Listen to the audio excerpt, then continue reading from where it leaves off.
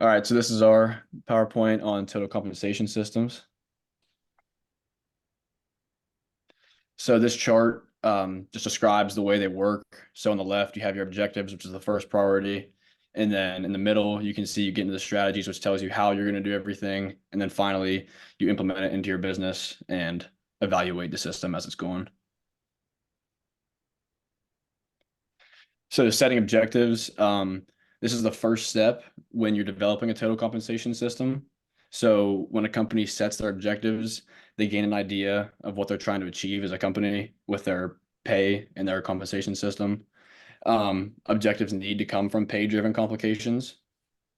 By setting objectives, you can develop a more clear compensation system that employees can follow, and there's no foggy areas for them.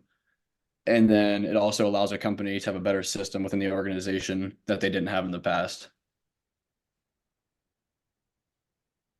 So how you create the objectives, when creating these objectives for a compensation system, it's important to make sure the objectives tell you what you want to accomplish with this system, not how. So as you saw on the chart, the four words: efficiency, fairness, compliance, and ethics, you would start with those, and then you branch off of those and make objective statements. So off of these four words, it's important that you're telling them what you're trying to accomplish, like I said, and then they also must start with an action verb when you're creating these statements.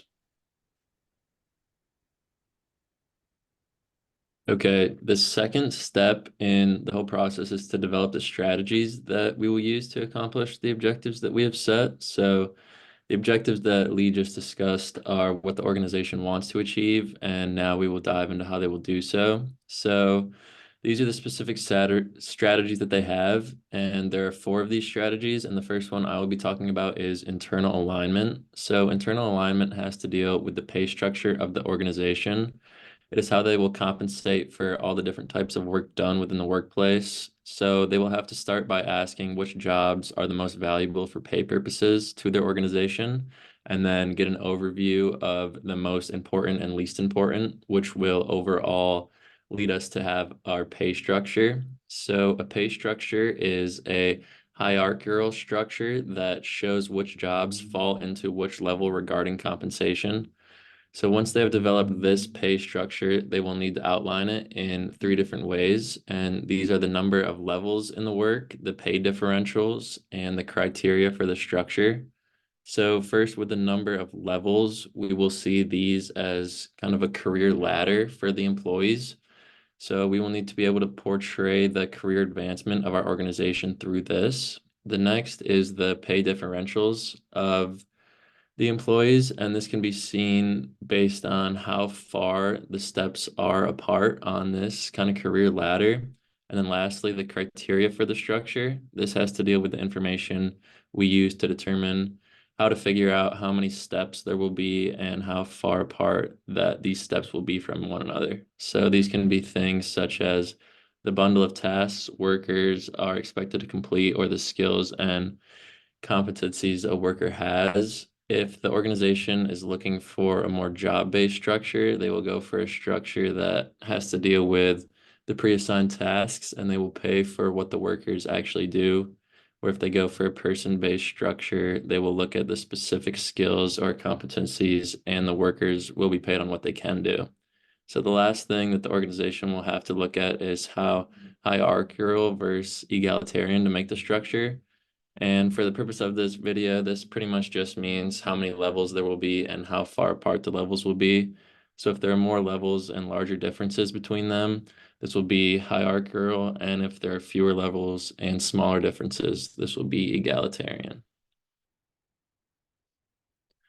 So the next strategy I'll be talking about is the external competitiveness strategy. And this has to deal with how the organization's compensation will compare to other organizations in the market. So the first thing that an organization must do is establish its pay forms or pay mix, and this has to deal with what types of compensation their employees will receive. For example, like which portion will be base pay versus variable pay. And the next thing that an organization must do is establish the pay level. So this determines if they want to match other organizations in their market when it comes to how much they pay for individual jobs or if they want to pay less or more than the industry average. This will be crucial because it affects their ability to retain and attract employees, but also affects their ability to keep their costs low. So comparing the organization to its relevant labor market is important so the organization can accurately determine who is in their market, and they can do this assessing the other organizations who hire for the same occupations in the same area and that are of similar size. And by establishing this market accurately, they'll be able to compare if they are paying more or less to the competitors. So, in conclusion, the overall implications of what combination of compensation will lead the employees to feel valued and treated fairly while still keeping costs manageable for the organization. And this will lead to the best results. And whether they want to match the market and forgo a competitive advantage in this department or choose to lead or lag the market, they can affect their ability to attract and retain employees either positively or negatively.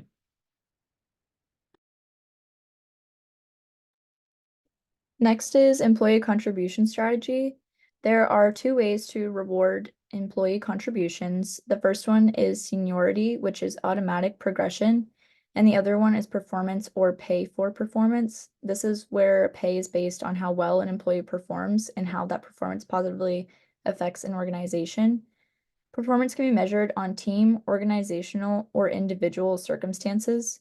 The first thing that must be done is defining what is meant by performance. Performance is usually affected by motivation, and motivation is affected by rewards. Next, we must determine how to motivate employees. We can do this by finding out what is important to them.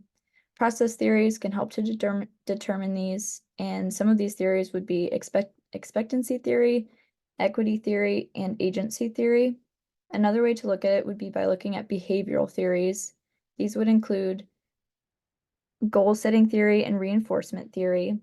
Finally, pay for performance can affect attraction and retention in an organization. Next, we'll be talking about the management strategy. This refers to how the compensation system will be administered once it's in place. Management must understand that its compensation system has to follow legislation on compensation to ensure its own company's compliance. This is basically just talking about compliance with overtime pay laws, child labor laws, and avoiding pay discrimination. Compensation management plays a direct role within employee retention, keeping up to date with inflation, human capital investment, outsourcing, and average labor costs to be able to keep wages competitive and retain talent. Making pay adjustments for employees. Green circle rates are employees who fall below the average pay. They will be paid and rewarded for good work. If they aren't performing well, we may consider a demotion to better fit their current pay. Red circle rates refer to employees who are above the average base pay.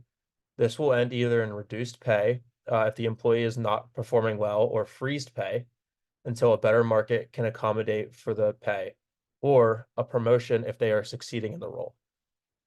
Pay secrecy or open policy. Open policy is basically just knowing all of the salaries of all of your coworkers.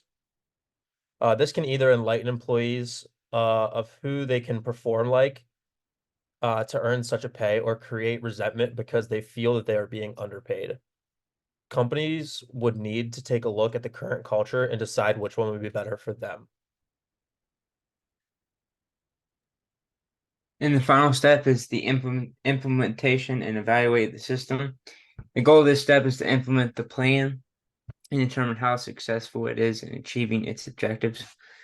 It is important to review how the system will operate because there could be unintended consequences that occur, and it could potentially fail to achieve the goals that put into place. The criteria to how to assess each of these compensation objectives should be created before the plan is put into place and used to grade how well the system is working after it's implemented.